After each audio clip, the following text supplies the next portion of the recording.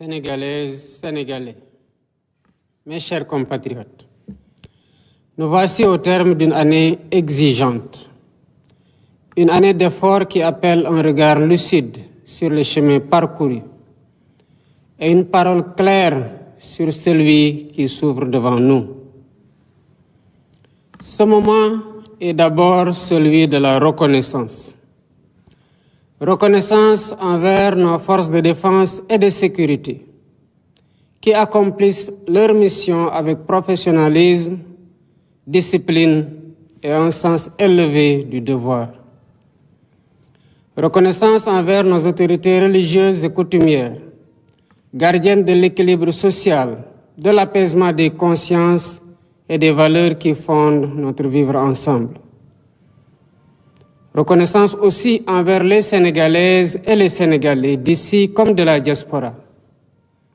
De votre bravoure, de vos mains, de votre intelligence et de votre patience, naît chaque jour cette force tranquille qui fait tenir la nation et éclaire son avenir. Mes chers compatriotes, le serment que j'ai prêté devant la nation et devant Dieu engage ma conscience et ma responsabilité au plus haut niveau. Il exprime mon devoir de respecter la Constitution, de protéger la République et de servir avec la même exigence chaque Sénégalaise et chaque Sénégalais. Cette fidélité au serment s'accorde avec une fidélité tout aussi essentielle, celle qui lie notre action au projet de transformation que nous avons porté devant le peuple. Ce projet fondé sur la justice, la souveraineté, la transparence, l'équité et la dignité humaine reste la boussole de nos choix. J'y demeure attaché avec la même constance dans l'esprit du Djoub, Djoubal, Djoubanti. L'année qui s'achève aura été pour notre pays un moment de vérité. Elle a mis au jour des déséquilibres profonds, révélé l'ampleur des défis accumulés et rappelé l'exigence de redresser l'État avec sérieux, méthode et transparence. Un travail approfondi a été mené à l'interne et avec nos partenaires afin d'établir un diagnostic partagé et de dessiner des solutions durables. Dans le même mouvement, des avancées concrètes ont été réalisées. La continuité de l'État a été assurée, les services publics renforcés et les secteurs les plus vulnérables accompagnés. La baisse progressive des prix des produits essentiels s'est traduite par un allègement réel du coût de la vie. Les mesures de réduction des prix de plusieurs produits essentiels ont représenté 342,5 milliards de francs CFA d'économie pour les ménages en 2025. Cet effort se poursuivra en 2026.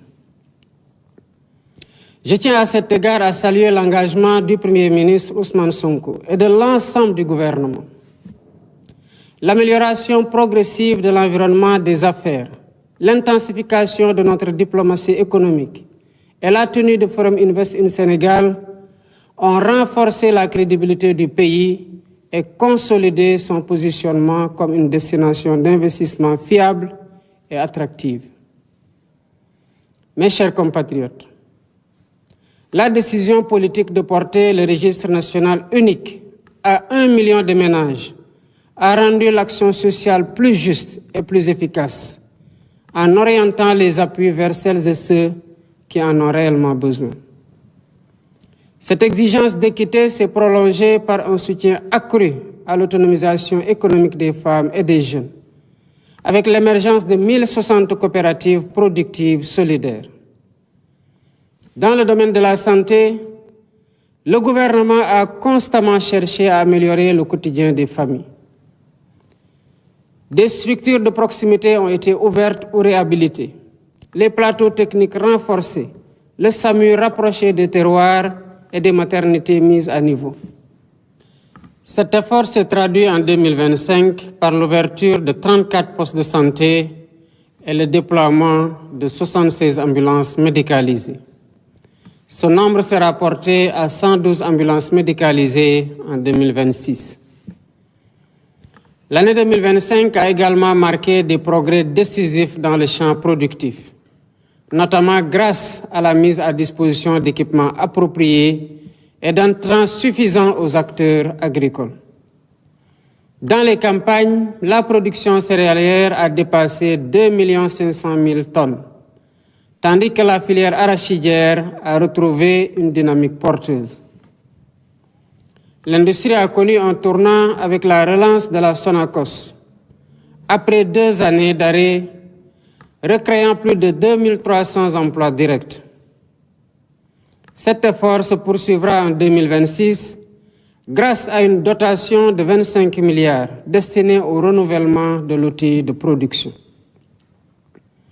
À l'échelle nationale, plus de 8 000 petites et moyennes entreprises ont été accompagnées, permettant de consolider ou de créer près de 130 000 emplois directs et indirects. Mes chers compatriotes, préparer l'avenir signifie aussi investir dans la jeunesse et dans le savoir.